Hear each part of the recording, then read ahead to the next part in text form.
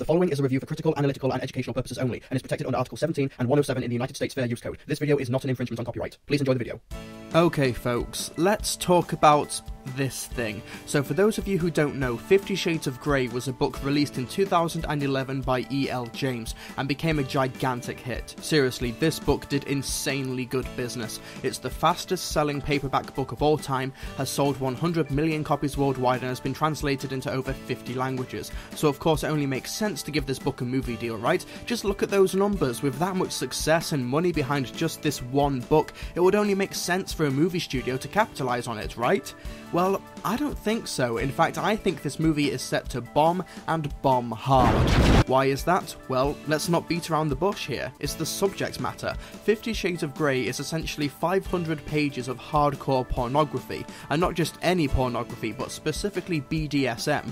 I won't describe what happens in the book, but suffice it to say that the only reason the book was successful was because of its hardcore sexual content. It definitely wasn't because of the characters or prose, because, well, both of those are actually objectively terrible. As a result, the only way to faithfully adapt this movie would be to portray that sexual content on the big screen, and in order to do that, the movie would need to be rated NC-17 in the US. There is no way you would be able to get away with any sexual content of this explicit nature with an R rating. It would need to be NC-17. As a result, you already limit the potential audience who would pay to see the movie. The filmmakers could massively compromise the source material and make everything PG-13 and hardly show anything, but then fans of the book or casual moviegoers would have no reason to see the movie. In fact, it does look like the filmmakers want to release a PG-13 and an NC-17 version, but that doesn't really fix the problem. You still get people who won't even bother to see the movie, and those who do want to see the movie, well, I'll talk about that in a moment. But Trilbee, 100 million copies sold. Everyone would want to see this movie. Yes, 100 million copies of a book is a staggering achievement, but look at those figures even more closely. According to Goodreads, 50 Shades of Grey is the most abandoned book of all time. What that basically means is that somebody bought the book, started reading it, but didn't finish it. So while 100 million books may make for great revenue and profit figures, in terms of actual audience engagement, 50 Shades of Grey was just a curiosity for almost everyone who read it. They heard about it, picked it up to see what all the fuss was about, and didn't even finish it. In fact, it's estimated that 30% of the readers abandoned the book less than 100 pages in. That's not even a third of the audience, not even getting through a fifth of the way through the book. I know many people personally who bought the book, put it on their bookshelves and didn't even touch it. Will a person like that want to go and see the movie if they've not even read the book despite buying it? And for those of you who don't know, 50 Shades of Grey got 2 book sequels and they didn't sell too well. So just because the first book sold well does not mean that the franchise has any sort of staying power with its audience. But okay, even if everyone who bought the book loved it and wanted to go see the movie, would they be willing to? Like I said, the only way to be faithful to the book would be to make a 2.5-hour pornographic film. Would you honestly want to go to a movie theatre, go to the ticket office, ask for a ticket and sit in a large room full of strangers to watch that? If I went to go see this movie, I wouldn't want everybody to know that I basically paid to watch porn with a group of random strangers. I'd have to dress up like a Ninja Turtle in disguise before I bought my ticket. The reason I bring this up is that 50 Shades of Grey was released during a time when ebooks were becoming a big thing, and it was the first book to sell more than 1 million copies on the Amazon Kindle. In fact, 50 Shades of Grey sold 6 times more ebooks than printed copies. So here's a theory.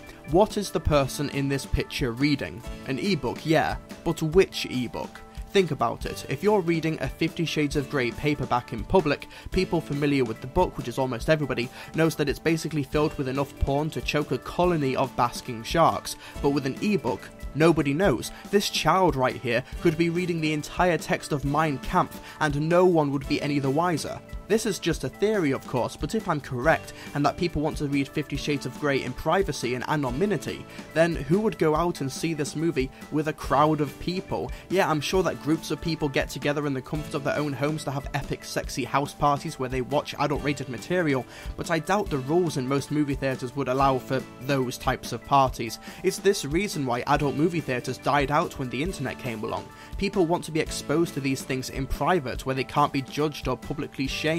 Now, I'm sure that there are some people out there who don't mind that, but are there enough people to justify making a movie around? I have my doubts, but hypothetically this could still work. As long as the movie is priced and budgeted accordingly, then there could be money to make out of this. The movie rights alone cost Universal Pictures, who are distributing the movie, $5 million, so maybe make this movie for an extra $10 million. That's a $15 million budget. So with the budgets like this, maybe...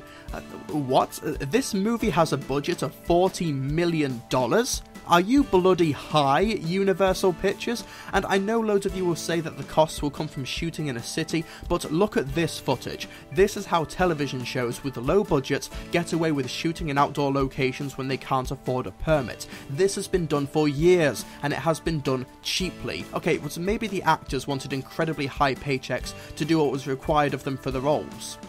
And get cheaper actors then. Now, the most costly thing in the book are a helicopter and a penthouse, both of which you could rent at a low cost. But even then, are you telling me that for $10 million more than District 9, and let me remind you, that movie has Oscar caliber effects, sound editing, international shooting, extensive makeup, sets, locations, lots of production design because it's a futuristic Johannesburg, and they built that futuristic Johannesburg. For $10 million more than that, we can get a movie where two adults have sex in a penthouse for 2 hours? Yes, I know that the two movies are very different, but think of other movies and their production budgets. Slumdog Millionaire, $15 million. Bad Neighbours, $18 million. 3 Days to Kill, $28. The Grand Budapest Hotel, $31. The Fault in Our Stars, $12. But for this, $14 million. What in the flying were you thinking, Universal Pictures? If I was an investor, I would sell the stock if you were making a stupid decision like that.